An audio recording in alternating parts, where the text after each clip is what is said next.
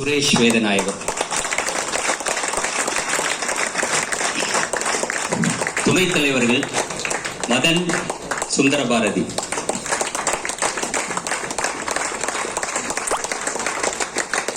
பொருளாளர் எஸ் மணிகண்டன், இணை செயலாளர் நெல்சன் சேவியர், நிர்வாக குழு உறுப்பினர்கள் திரு கவாஸ்கர்,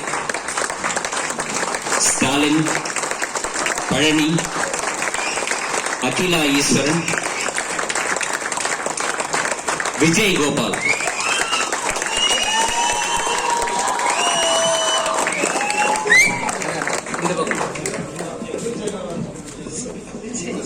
என் பேர் அசீப், நான் பொதுச் செயலாளர்.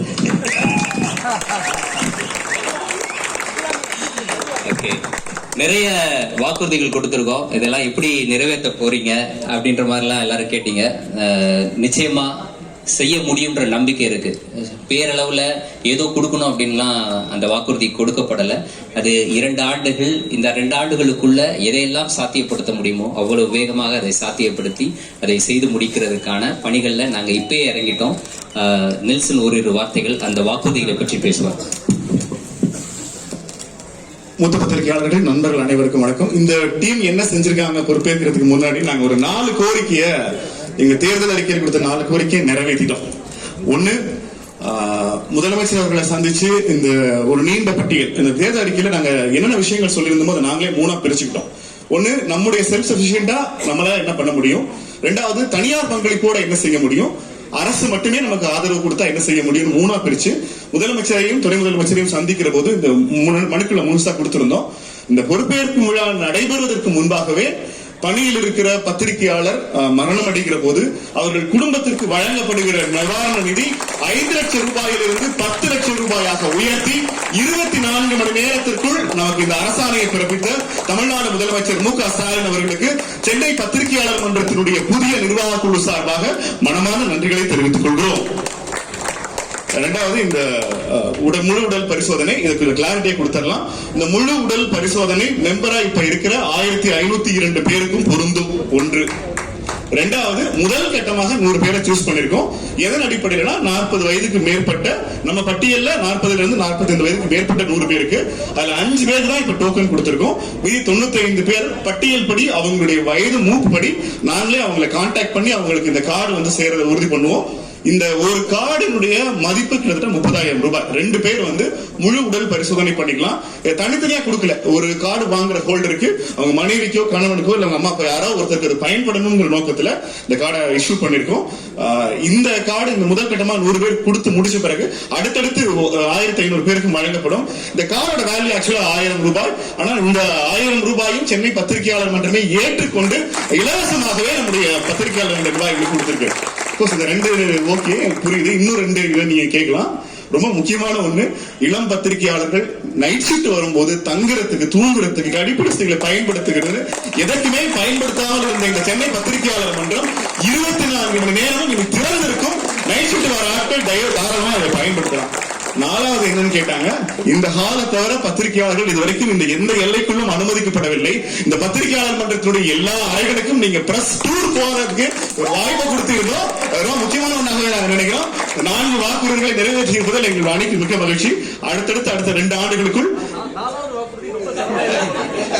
உண்மையில மாடிப்படி ஏறி போய் போட்டோலாம் எடுத்தாங்க பசங்க. இது வரைக்கும் நாங்க உள்ளவே அலோ பண்ணல எங்களை அப்படின்னு சொல்லி நாங்க அதை வீடியோவே பண்ணலாம்னு நினைச்சேன். பிரஸ் கிளப் டூர் எங்க ரூம் இருக்கு அப்படிங்கறதெல்லாம் பாக்குறதுக்கு.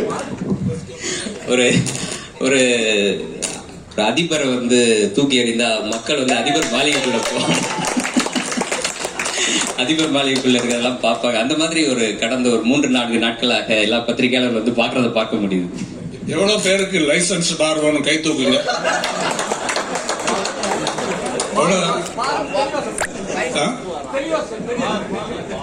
லைசன்ஸ் பார் பார் பார் என்றால்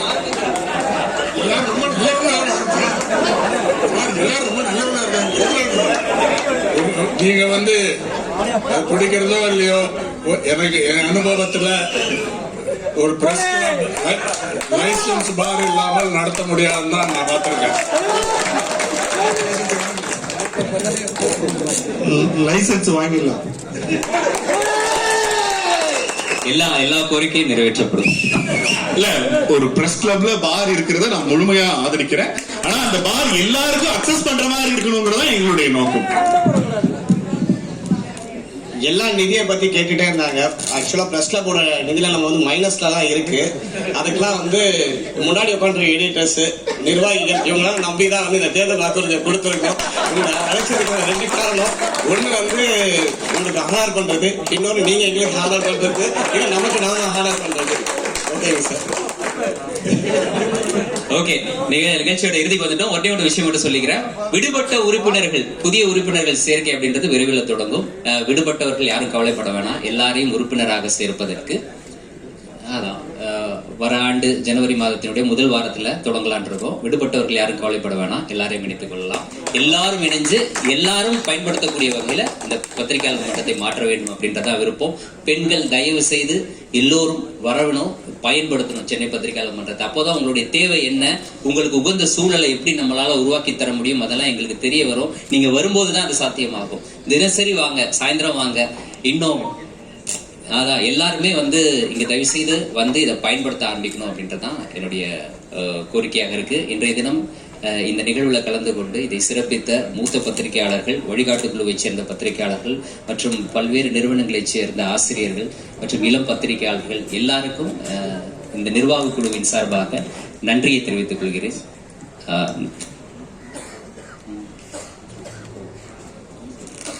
வழிகாட்டு குழுவாக இவ்வளவு நாள் செயல்பட்டாங்க. அதனால வழிகாட்டு குழுன்றது அது அடையாளம். இனி வழிகாட்டு குழுவாக வேறொரு வகை